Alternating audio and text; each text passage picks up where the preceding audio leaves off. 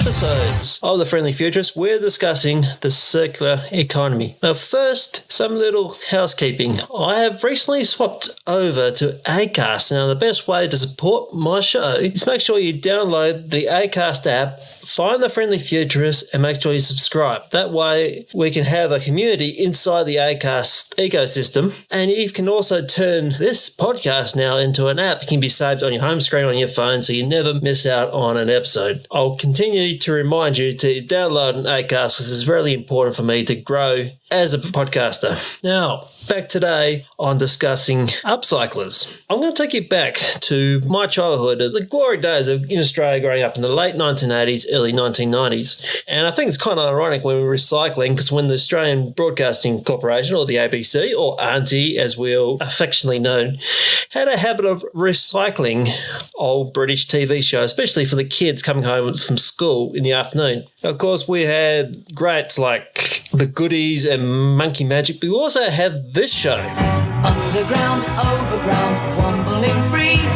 The Wombles of Wimbledon, common are we. It's the Wombles. The Wombles of Wimbledon Green. You know, this was coming this British in the 70s, and I know we've got a lot of UK listeners out there who also can relate to this, but we are meeting for the next 3 episodes some real life Wombles, the upcyclers, because what do the Womblers do? They went through other people's trash and find new uses for it. This is essentially a preemptive strike for the generation that grew up in the 70s and 80s to think about this circular economy, because our habits of consumption and consumerism seem to want things there now. So it's extract, buy, wear, waste, bin, landfill.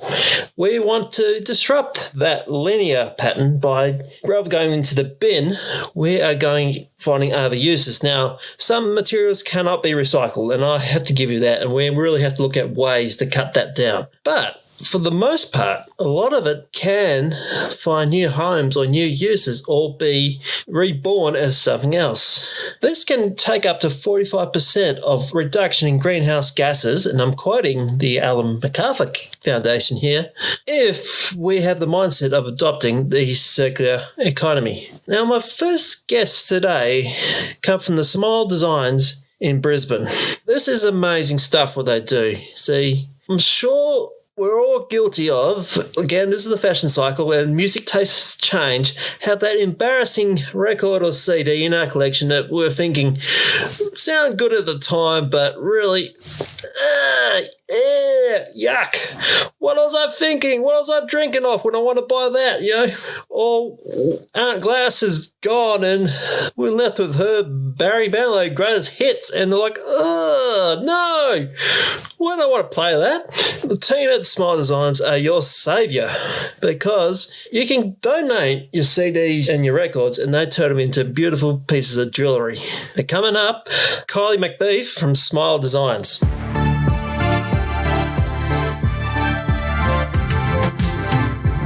Today we've got Kylie from Smile Design. And Kylie, thanks for coming on to the show. And can you take us back to the beginning? What's the motivation behind Smile Design? Well, Matt and I met about 5 years ago, and when we came together, it was obvious we both really like making things. So kind of from the beginning of our relationship, we've always made things together, and recycling's always been something we were both quite interested in. Both our houses were full of recycled bits of furniture and op shop finds and curbside collection finds. So we were both avid recyclers and both didn't particularly enjoy our full-time jobs. So the whole time we've been together, we've always been trying to come up with a creative kind of business that we could build together and grow together and make things that were going to be scalable. So we've tried lots of different things in our time together. We potted little succulents in recycled food tins that were covered with Mexican oilcloth fabric, and we've made vinyl record clocks and recycled CD clocks. And then we stumbled across the idea, Matt actually just kind of like a happy accident realised we could cut one of the CDs that we'd put our art on and a coat of resin on to make a clock face. He realised we could cut that and make pretty cool earrings. And once we kind of came across that discovery, it felt very exciting to both of us, and we started playing with earrings and making lots of different types of earrings, and we took them to market and people really embrace them, and it really has just grown from there, from the CDs to then the vinyl records and acrylic, and our range has just grown, and it's felt very exciting and kind of grown from there. Oh, wow. And of course today we are talking about upcycling.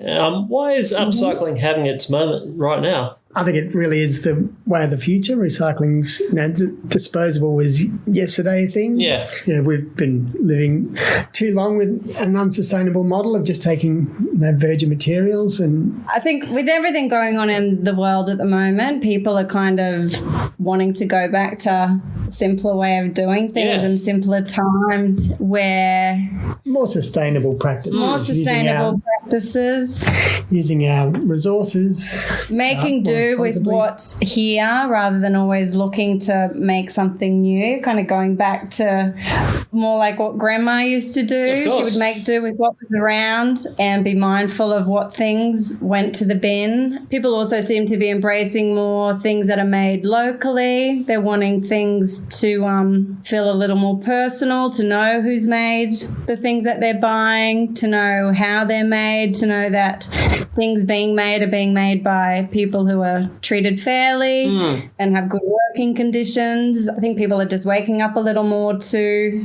And also upcycling, it's economically savvy. Of course. We've got a whole lot of materials that are here rather than having to create new material. We can recycle materials instead. I think the world needs more recycling, not more manufacturing. Absolutely. I think people are starting to wake up to that more.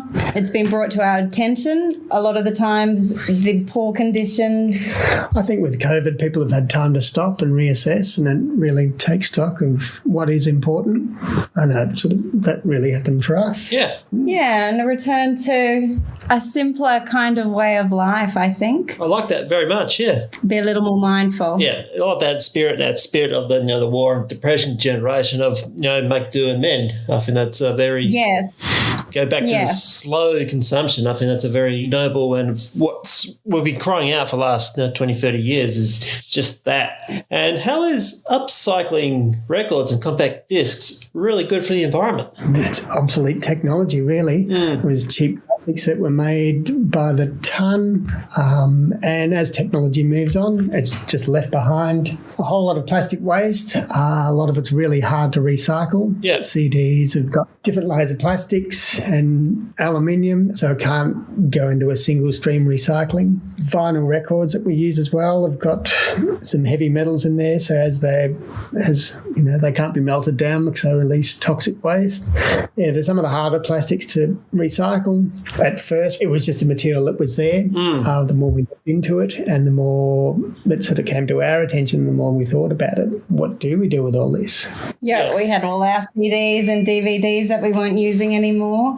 Op shops were full of old vinyl records. And we've just had such a good response from the community and customers because they sort of have the same thing. What do you do with all this plastic that's just left over? Yeah. Yeah. That brings me on to the next point. How do you source your materials? Obviously, you've touched on op shops, but where else do you find all these old CDs and records lying around? Sourcing materials, there is so much out there actually that sourcing materials has never been a problem for us. We have our own big collection of CDs and DVDs that we no longer use, so that was kind of where we started. And people turning up on our doorstep with shopping bags full saying, I've been looking for something to do Wondering what with to this. do with these. Yeah, we do. Once we started going to markets and people were seeing what they were doing, a lot of people would be quite excited to go, oh my gosh, I've been wondering what to do with all of my old records and CDs and DVDs. So we have people dropping them at our door. Op shops are full of them. There's a place called Reverse Garbage in Brisbane. That's a great source of materials. So sourcing material is actually really, really, really easy. And on the other end of the manufacturing cycle, how has the general population in Brisbane been receptive to your products? How well have they been received out there in the marketplace? Yeah, we've been really well. We've had such a positive response, especially with vinyl record. People always had a bit of a soft spot, and it's that They are quite nostalgic with all quite vinyl nostalgic. records. Exactly. I don't think they've seen anyone else doing what we've been doing. So when we first took them to markets and we would say, oh, these are made from recycled CDs or these are made from recycled vinyl records, people would be like, no way, what? Because we haven't seen anyone else doing what we're doing. And so for the most part, no one else has seen CDs and vinyl records recycled the way we recycled them before. So we've been very well received. Within like a year of doing it, we've both been able to quit our other jobs and it's become our full-time work. Wow. So that's kind of a testament to how well it's been received. I think it does actually fill a real niche. There's a lot of jewellery makers out there. There's not many using recycled materials. Yeah. Which that was an important part for us when we started. We wanted to create. That didn't necessarily mean we wanted to bring new materials into the world. So it's been very well received. Yeah, really people good. love it. And also, what I love about your business is that you've got a bit of a social enterprise here. So is it true that you donate some of your profits to the World Wildlife Fund? We do, actually. It's always been important to us that somehow we'd just be doing our bit to make the world a bit better. Yeah. So recycling was kind of the first thing that we could do to help. And once we were an established business and, generating enough of an income, we wanted to be able to turn around and Give a bit of something back. give Yeah. Make a it back. So we researched different organisations and we found the World Wildlife Fund Australia that kind of ticked all of our boxes. They want to build a future where humans and nature thrive together, which is kind of the world us two would like to live in. We're able to donate enough money last year to become one of their official sponsors. Oh, good And stuff. we will absolutely keep making annual donations to them because we think the work they do is really important and wonderful. So I think you deserve the patented applause-o-meter for that. thank you. Is there any other unwanted material lying around the house that's crying out to be upcycled into jewellery? Yeah, there's probably quite a lot. I mean, sort of, we went through quite a range as we were first starting out, trying to come up with. There's a lot of single-use plastics. There's a lot of domestic plastics that was coming into the house. We had milk cartons. We had food stuff. We had, I don't know, you were using metal tins for like food tins for stuff. That's limitless, really, what you could do with all of the plastics that seriously are even just in your house. There are people out there who are recycling coffee pods, which is fantastic. There's a guy we follow who's over in Sweden, I think it is, and he makes earrings out of recycled laundry detergent bottles. So I think there are so many possibilities and so many other things you could recycle. You're really only limited by your imagination. Yeah. It's just the plastic. I mean, there's all the fabrics. There's all... So many materials that could be recycled. Yeah. At the moment, we're probably limited by time because we're quite busy just making what we're making now. That keeps us really busy, but... Our displays that we use for markets have all been made from our old bed. That's true. We had to get a new bed. Our bed broke and we couldn't bring ourselves to just chuck it. So with all of the wood from the bed, we brought out a range of wooden ornaments. We've used some of that wood to make stands for our market props. So, yeah, we're always looking to use bits and pieces around the house to make other things. Yeah, well, I'm enjoying our chat today here, Kylie and Matt, and finally on a more of a light-hearted moment, have you ever gone through someone's old record collection and think, damn, they got good taste in music? Yeah. We look at ours and go, damn, they're cool. I can't say we've ever been given anything, actually, that we felt we wanted to keep.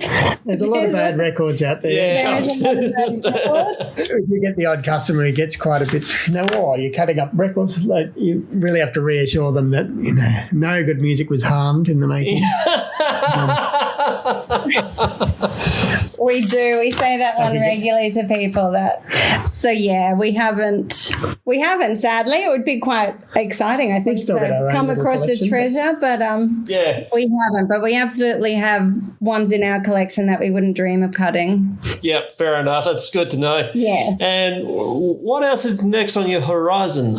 Really, just kind of keep scaling what we're doing. More of the same. It's been a pretty steep learning curve, but it's been pretty exciting. Yeah. Doing something you love every day. Like there's so many ideas. Where there's so many designs that we've come up with. We sit up at nights going, what about this one and this one? There's only so many hours in the day. Yeah, because all of the pieces involve our artwork. So it all starts with our art. So there's lots more designs that we want to draw and turn into jewellery. But yeah, grow the business. We're in about 50 shops around Australia at the moment. We'd like to be in 100 and then 200. Exactly. And then 300. And we'd like to, start expanding overseas. COVID sort of brought that back when you couldn't. We had trouble in parcels. So as the world opens up again. Just before COVID hit, actually, there was a shop in America that had reached out that was wanting our stuff. We've got customers in the UK and they've said, we need you in shops over here. So hopefully it's all just the beginning and we'll keep growing. Matt's keen to bring some masculine type products into the range. Everything we do at the moment is, it's earrings and brooches and pins. It's all quite feminine. So hopefully we will have some more masculine products coming into the range with maybe some key rings and those kind of things. Yeah, well, Kylie and Matt, keep up the good fight. I really love what you're doing, and I think it's really neat that you're finding new homes for that crappy old Best of Barry Manilow record that your grandma might have, but you don't want to listen to. Tony Barber, spoken word. Tony Barber, William Shatner, It was an ugly Dave Gray one. I think that was a little Oh, no. Some of them quite satisfying to cut. Yeah. Well, anyhow, thanks so much for your time. And before I let you go, where else can we find you? On our website, www.smiledesigns.co. So Smile, S-M-Y-L-E. There's a smile with a Y. Instagram and Facebook we're on. There's a list of our stockists online as well. Yep. Yeah. We're in boutique shops across Australia and we sell at local markets in Brisbane. Well, as I said, keep up the good fight and thanks very much for coming onto the show today. Yeah, Pleasure. Thank you for having us. No worries.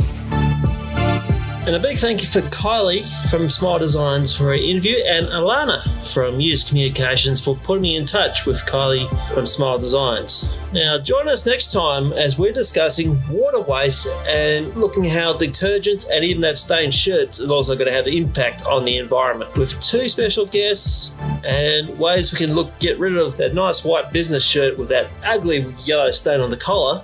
We don't have to throw it out and goes into a landfill. We can actually recycle it or find a new home for it simply by giving it a good wash and a good scrub with biodegradable detergents. Now, The Friendly Futurist is a podcast where production has been produced and edited by me, Dave Monk, and further editing by Alvin Lacerna. If you love the show, as I mentioned at the top of the episode, please download the Acast app and follow and subscribe to us via the Acast app. Also, you can support me by buying me a coffee, leave me a review on your favourite podcasting platform, and subscribe to my newsletter on Substack. I have 1 article coming out per month on things I learned this month, and it'll make a valuable contribution to your greater knowledge of where things are heading.